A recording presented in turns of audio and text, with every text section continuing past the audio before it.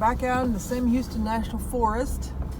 I am going to go down here and see if that big pile of trash that I left, I called the Forest Service about it. I'm not sure if they picked it up, but I'm going to do some investigation. It's a beautiful day. It's still a little chilly. It's supposed to be in the 80s by the end of the week. I just want to come out here. We haven't been in the National Forest in a while and show you around. You know, I did a video on that hunter camp, or this hunter camp. I'm going to show you just a little bit, but I've done a couple videos in this area. And I actually had people that watched the video and came out here. So that always makes me feel good. And I also had that happen. Swixing, hello if you're watching. And he actually watched my video on the, let's see, what was it called? The Indian Mounds Campground in Toledo Bend. And he came all the way from up north, Wisconsin area, way up north. And he camped out there and he found the campsite through my video. So that made me feel really good that I could help someone find a place to camp. That's the whole purpose, is to help people find outdoorsy areas, with other things too, but you know, just hiking and outdoorsy stuff. That made me feel really good. Stuff hasn't started sprouting yet, but it will pretty quickly here in Texas. February is the month. You'll start to see the red buds coming out.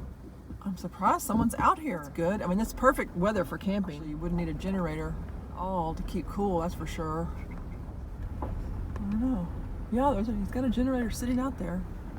Okay, part of the reason I want to come down here is I want to talk to y'all about a new app that I've discovered. Although it's not great, and I think if I could figure out how to make an app, I would do it differently. But it's an app to report trash, and it's not great because I think it could use some update and just a few more key features. If I knew how to make an app, I would make an app for trash reporting. And y'all know how I feel about trash if you've watched any of my videos.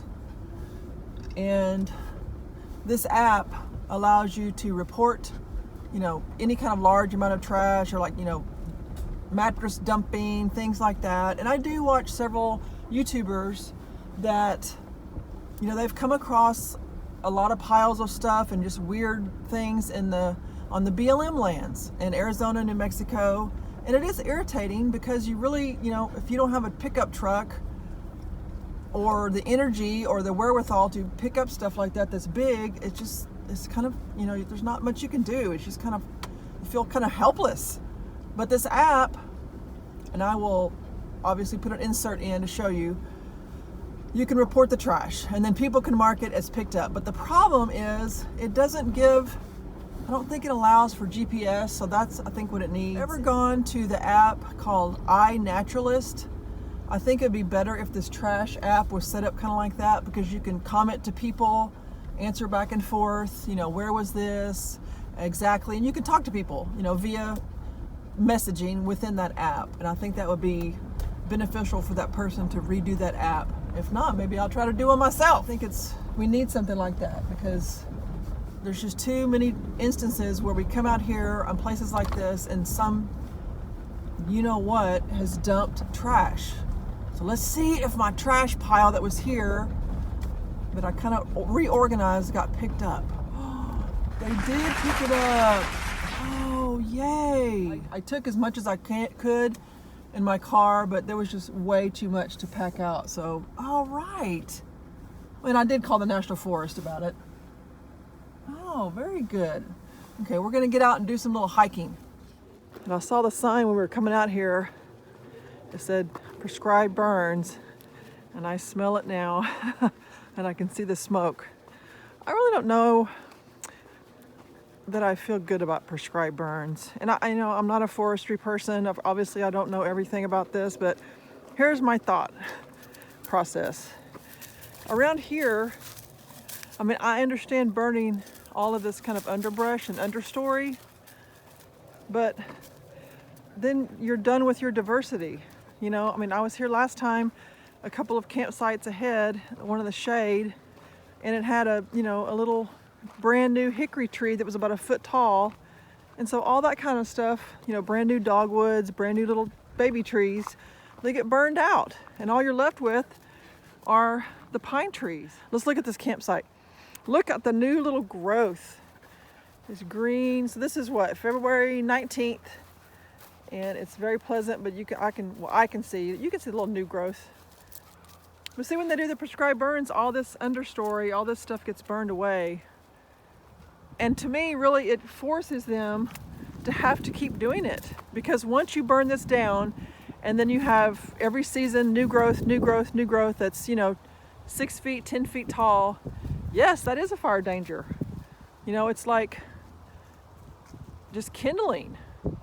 So to me, why wouldn't you let it grow naturally and become a mature forest where you have a big canopy and larger trees, where if there was a natural forest fire, and you know, in a natural forest, there's not a lot of understory or like this little small brush, as far as I know. I mean, around here, you know, like a natural forest, you can walk through it.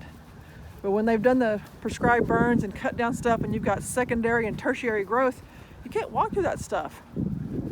Well, I don't know. Like I said, I'm not a forestry person. I don't know, you know, a lot of the research and science behind it. I'm sure they have a good reason to do it. And, you know, maybe where there's a lot of people, maybe that's just the best thing to do. But to me, it's kind of a shame.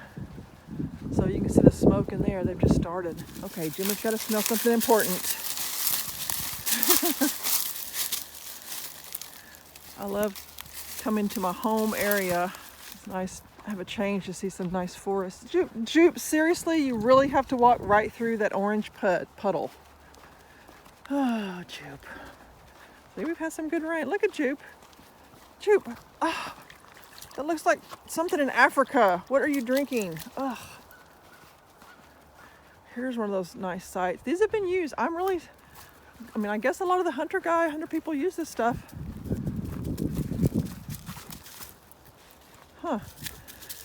Well, see, they'll burn all this little understory, this underbrush. Boo.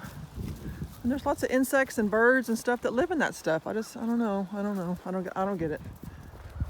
And just a side note while we're out here walking, thank you everybody who have subscribed. I'm almost to 1,400. It's taken, gosh, how long have I been on YouTube now? 2 or 3 years?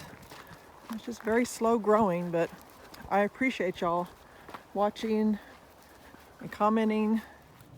And there's the trees marked with the white bands with the cockaded woodpecker have been seen nesting or active in those trees. I cannot believe it's February. Look how pretty. Little natural violets. Isn't that crazy? Another one. Wow. It really is pretty down here. I know a lot of people go to Quartzsite and go to, you know, Yuma and all those areas. Southern Arizona and Florida too. And some people, I guess, go really, really far south Texas, Brownsville, you know, South Padre Island, National Seashore. Those are nice places. But, you know, we're only 80 miles from the coast right here in Montgomery County. And this might be Walker County now. I might have crossed the line. But as a crow flies, you're not that far. So this time of year, might not get any more freezes, not guaranteed. But now we're on the downside, really, of Texas winter, which, you know, means 50 degrees for a high. And we'll start warming up. The end of the week is going to be 82. So these areas are just overlooked, I guess. It's beautiful. And I know y'all have all seen these plants your whole life, multiple times. We used to pick those and mess with them when we were little kids. They're wild onions, and they're actually edible. You pull them up and the little bulb is right there, and you can cook with them. There's some more right there. Pretty little wild onions all along. Okay. Being very good. I like to give people the benefit of the doubt and say, okay, maybe they just forgot this, but I don't know, I'm gonna pick it up. There's a chair there. Looks like that was toilet paper or something similar. And then they left trash out here. Why, people? Why? I'll get my bag. God dang it. Loaded up. And this time I actually remembered to bring a real trash sack instead of the little bitty, grocery sacks. So I'll put this junk in there and then put it in the truck. Why do people do this? Come on, people, we need to do better. They're gonna close these areas down. Thanks for watching, everybody. In the next video, I'm gonna show you Stubbleful Lake, and we're gonna take a little short trip to the Lone Star hiking trail. So stay tuned.